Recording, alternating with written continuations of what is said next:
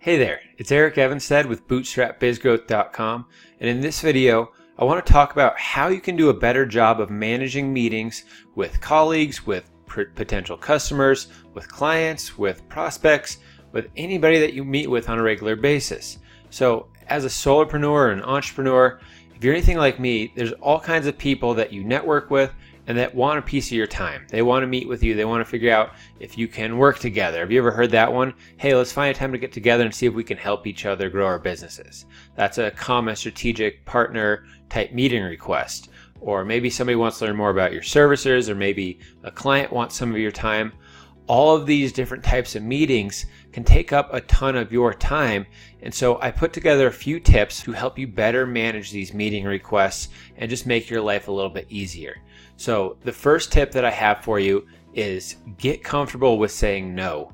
No is something that you need to say to certain people. You don't have time to meet with everybody. Some meetings just aren't going to help you move your business forward. They're not going to improve your life. And if it's not helping you accomplish your goals, then sometimes it's just better to say no.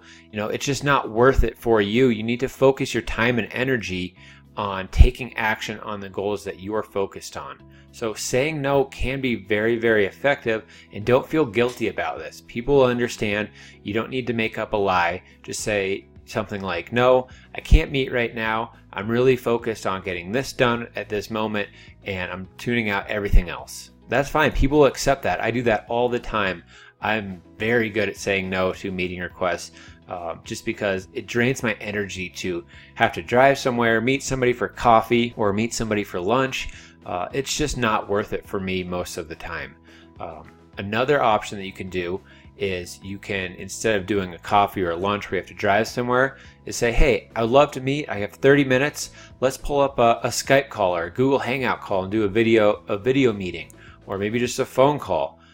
A lot of times I'll do a phone call with people before I'll meet with them in person, and just make sure that we really should meet in person and take that time to build on this relationship, especially when I have prospective clients who are asking about my services.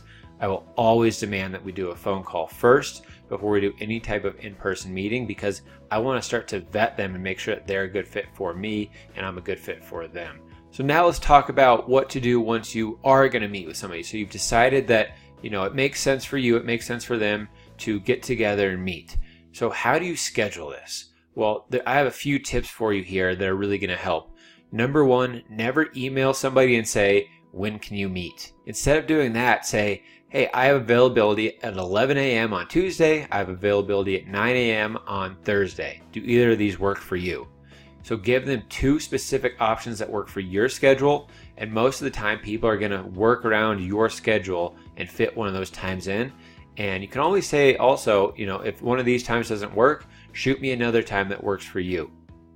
And this just makes it really simple to get that meeting scheduled, rather than doing that back and forth. I'm sure you've seen that back and forth email correspondence with somebody trying to figure out a time that works for both of you. That just gets annoying, it's time consuming, it's frustrating.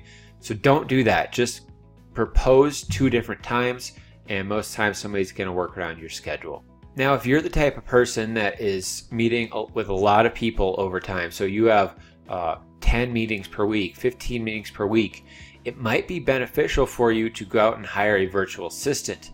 A virtual assistant can handle all these admin type tasks. They can manage your calendar, they can manage your emails, they can communicate with the people that you're meeting with and find times that work for your schedule and get that on the calendar without you having to do any of the back and forth. So they can be that administrative type person for you. And typically you can find somebody that does this for just a couple bucks an hour, and they can do a bunch of other tasks for you too. So this could be a good route if you have a lot of those admin type tasks in your business that you want to just hand off to somebody else. And then lastly, I want to talk about two different tools that you can use to make scheduling meetings much easier.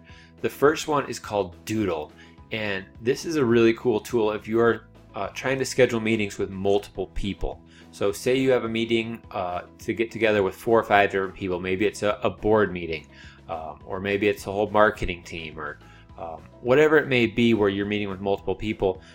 Doodle is a must-have tool. It's free, and what it allows you to do is you can set up a Doodle calendar request.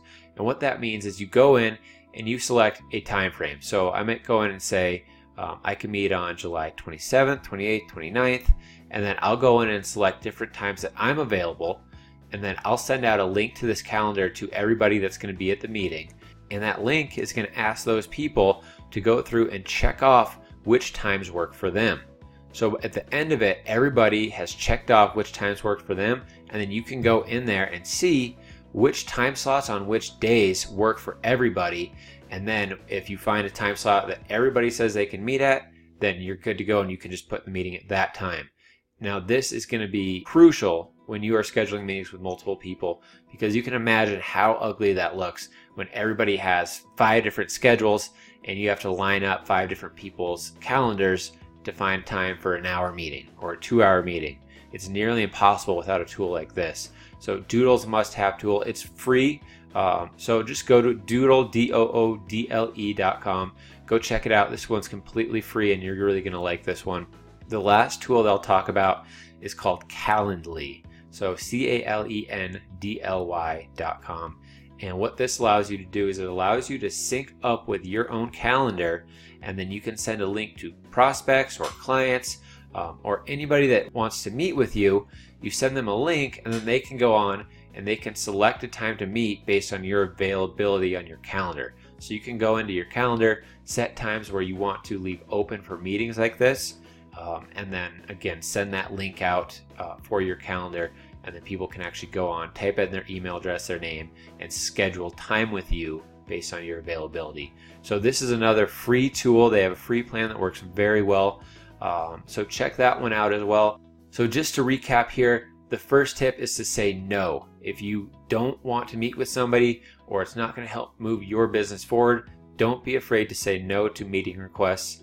Number 2 is automate it or let somebody else do it. Use these tools that I've talked about to help make scheduling these meetings much easier. Eliminate that back and forth, and you're going to save a lot of time and frustration with the scheduling process of these meetings. I hope this helps. I hope it frees up some time.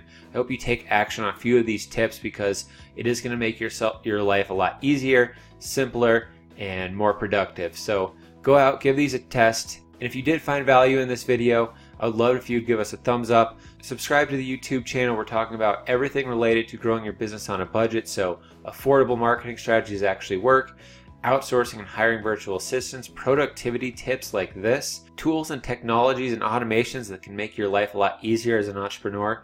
All that's covered in this YouTube channel, so please subscribe. Look for our next videos coming out soon. And as always, thanks for watching. We'll see you next time.